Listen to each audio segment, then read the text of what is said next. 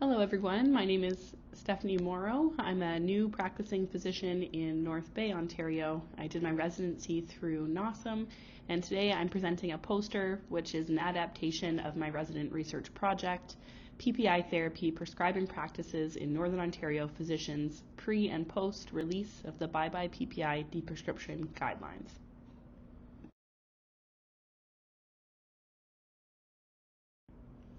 This is my disclosure slide. I have no affiliations and no relationships with any for-profit or non-for-profit organizations.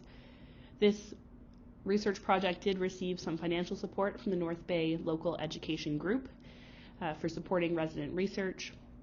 A special thank you to Dr. Carrie Reed, who was my research tutor, Dr. Barbara Zelik, who is the physician lead for the North database, as well as Sridhar and Sasha Dubois for helping both pull and review statistics.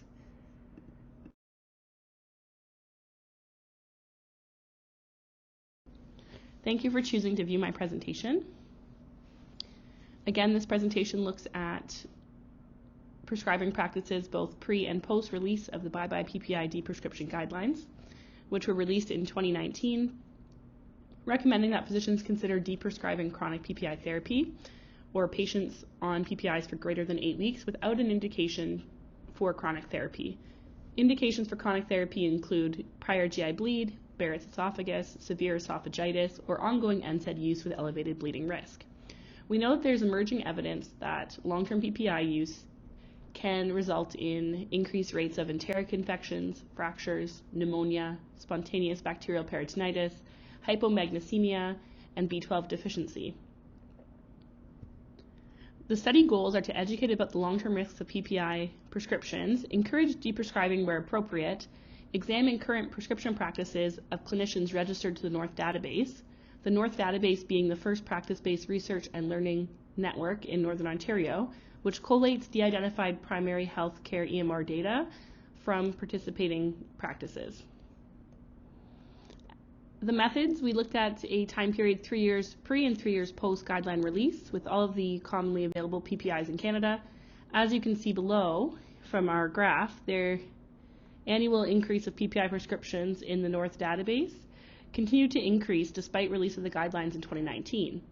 Below that, on the bar graph, you can see the pre in blue and the post in orange.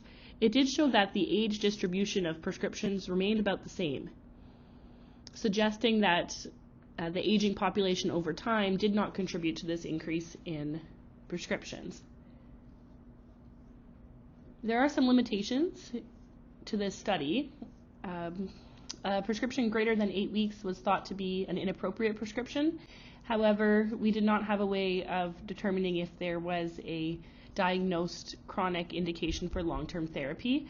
However, we do still see a net increase over time, suggesting that post-release of the guidelines, there is still room to improve our deprescription practices long-term. I will be available for any questions that people have in the Q&A time period. Thank you very much for viewing my presentation.